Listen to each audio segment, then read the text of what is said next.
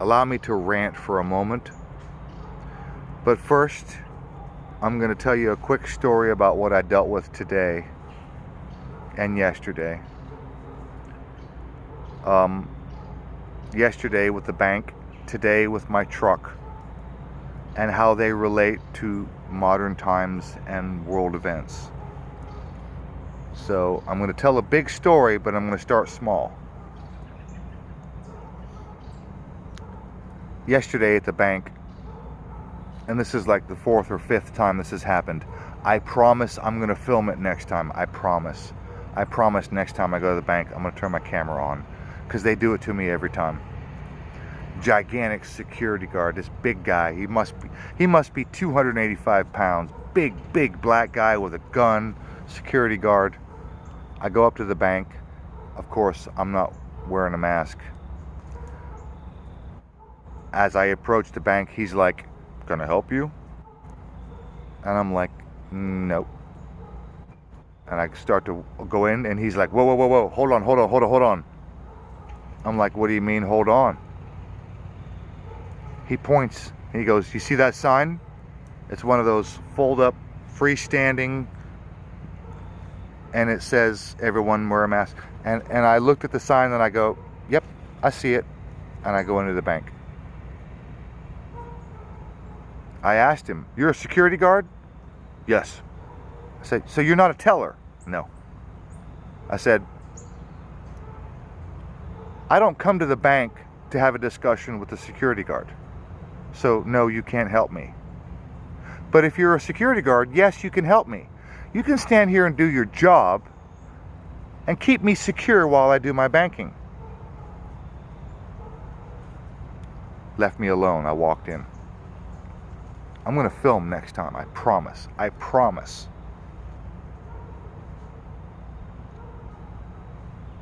Last 2 days, I've been having trouble with my truck.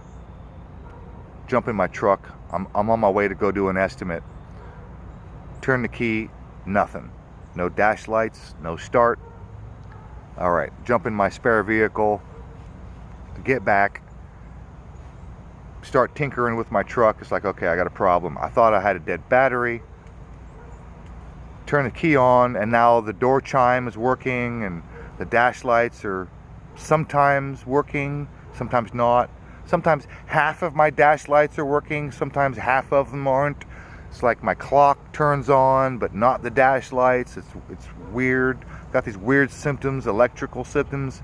Electrical shit is hard to diagnose.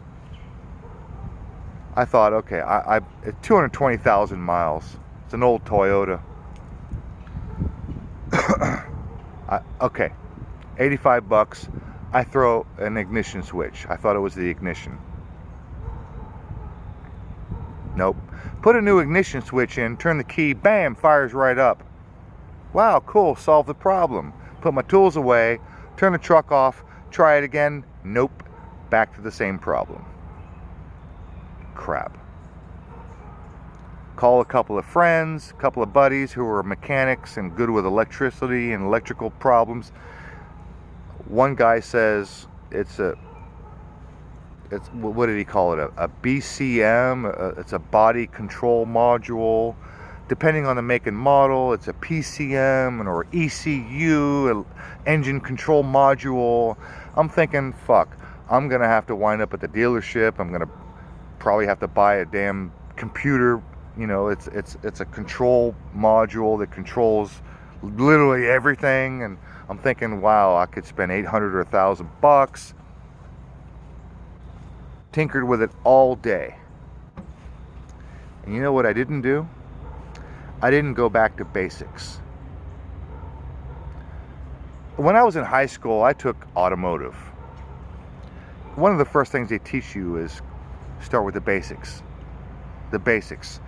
Check the fuel, check the power, make sure you got fuel, power, ignition.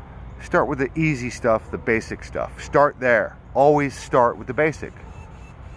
I didn't do that because I very recently just put a battery in this truck, and I thought to myself, I checked the cables, they're nice and tight. I just put a brand new battery, everything should be good. I didn't go the extra step. All I had to do, it turns out, I mean, I was prepared to buy a computer. You know, I was prepared to spend $1,000 to fix my truck. All I had to do was pull my battery cables, wipe and clean and scrub and scratch with the brush and the sandpaper, clean the terminals, clean the cables, put them back, bam, problem solved. It was that simple. It was just a bad connection. Basic. And I knew this, but I didn't go that far. I skipped that step because I thought it had already been dealt with. I put a new battery. Go to the basics. So now let's translate everything to the modern Corona. The Rona. So the basic thing is we're told there's a disease. I did a video months and months and months ago, early on, maybe around March. I think the title was called Epistemology or Virus versus Epistemology, something like that. And I was asking, how do you know?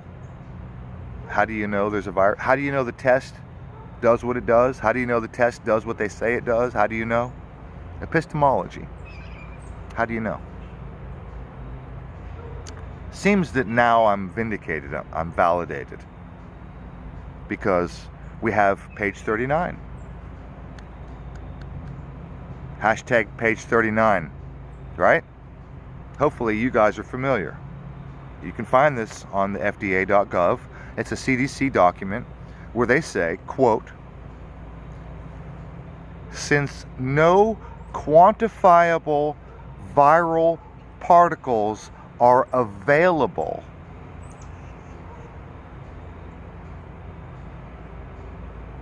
wait, what? No quantifiable, as in measurable, viral particles are available, which means you don't have it. You can't show there's a new virus. Wow. So I just, was it yesterday or 2 days ago, I listened to an interview that Richard Serrett had done. I used to listen to Richard a lot in the days, years and years ago, when I was into a little bit more woo-woo stuff. I used to listen to Coast to Coast and Fade to Black and Richard Serrett, ghosts and UFOs and aliens, and I haven't listened to Richard in years. But he just interviewed this fucking guy. I highly, highly, highly recommend you go and listen. Rocco, crap, I can't remember. Rocco somebody, an attorney, a lawyer, who's bringing a massive lawsuit against the government of Canada. Trudeau and Theresa Tam, that wretched creature Theresa Tam, and some of the other direct people involved from the Canadian government. And he's citing all the stuff that I and many other people have talked about. Even people like Dr. Andy Kaufman and Dr. Tom Cowan and many other people who have said that we can't find anywhere where they have actually isolated the virus. Nobody can find it in the literature. There's no scientific papers. They can't show a new virus. They don't have it. It's not there. So I'm listening to this interview of this attorney, this big time attorney who's carrying a big lawsuit, big guy. This guy has a 63% success rate. That's pretty good for a damn attorney. And he's saying all the same stuff. He's talking about Carrie Mullis and the PCR test and how it's crap. And he said, we submitted, listen careful. He said, we submitted FOI, Freedom of Information requests, to multiple governments, I think a dozen or more around the world. They asked multiple governments to show their health departments. They requested information where they can show that they've isolated a new virus, and no one can do it. They all come back saying we don't have it.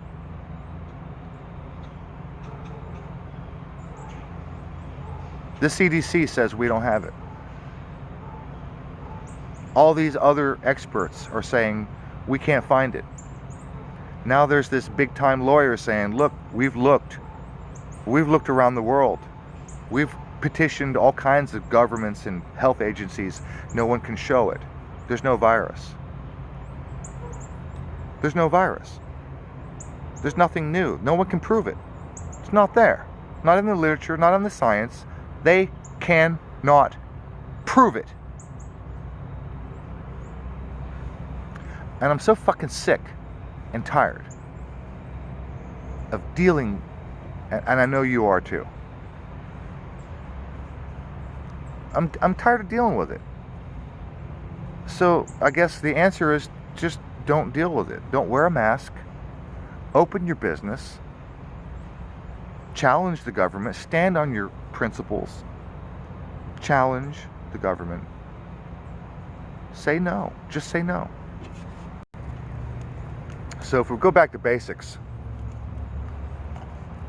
the testing, like I said many months ago, about epistemology versus the virus. How do you know? How do you know the testing works? How do you know that they're testing for something specific? How do you know that they're testing for anything? How do you know what they're testing for? How do you know? And the truth is you don't. But now we do. Now we do. We know that they're full of crap. We know they don't have it. They can't prove it. We know. We know now that they do not have a virus. They cannot prove a new virus. They can't prove it. It's not there. It's not in the literature. Think about this. The PCR test. They stick this thing way up your nose, in the back of your freaking skull. Why?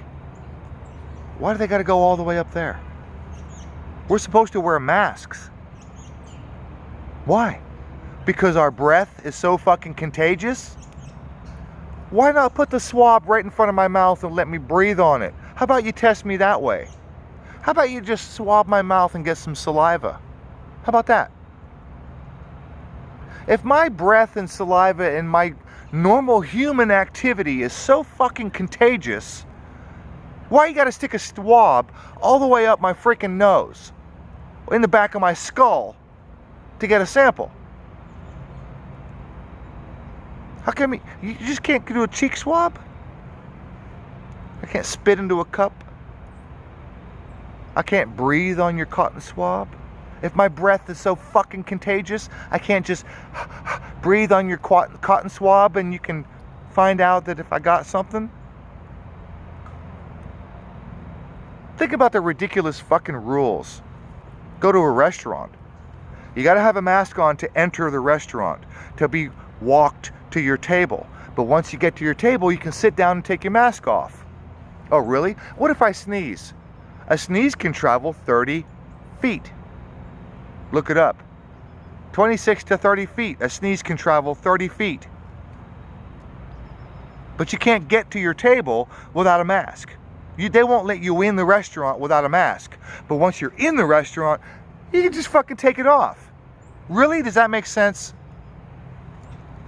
Here's one. Here's one. You're going to like this. Have you been to the grocery store lately? Been to the grocery store? You know they got plexiglass. Everybody's got plexiglass. Wherever you go, plexiglass everywhere. Protect you from the cashier. Plexiglass. 5 years, 10 years, last year, you've been to Subway, right? Go get a sandwich.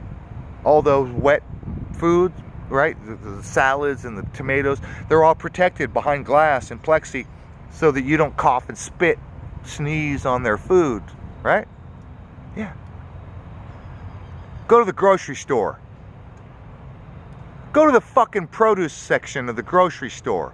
Is all the fucking produce protected with plexiglass? Do they have armed guards keeping you from touching and holding and squeezing and putting it back and sneezing, coughing, spitting on the fucking produce?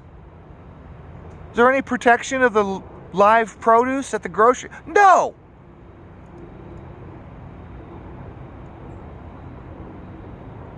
Tell me how any of this fucking makes sense. Not about a virus. It's not about a virus. Because there is no virus. There never was. No one's sick. No one knows anyone who's sick. There's no virus. There's no virus. There is no virus. Hey, YouTube, take my video down. There's no fucking virus. I'm going against the World Health Organization. Take my YouTube video down. Strike my channel. There's no fucking virus, and you can't prove it. No one can show a new virus. None of these measures makes... How about this? You can walk on the beach, but you can't sit on the beach. You can walk to the water, you can jog, get your exercise, but you can't sit down and read a book. You can't sit down and get sunlight. Is that about a virus? How about this? You can walk in the fucking garden, or excuse me, the park. You can walk in the park, and I've seen the videos. You can walk in the park, but you can't sit on the bench. Can't sit down. Is that about a virus? How about this? We got to close the pubs at 10 o'clock. Why? Does the virus have a curfew? Is that about a virus? Got to close the pubs at 10? Really? Is that about a virus? You got to close at 10 o'clock because the virus only comes out at 11? Gonna get you. 10:05. Look out. Here comes a virus. 10:05. Is it about a virus? No. It never was. It never is. It's not about a virus. I don't know how much. 17 minutes. I could rant all freaking day.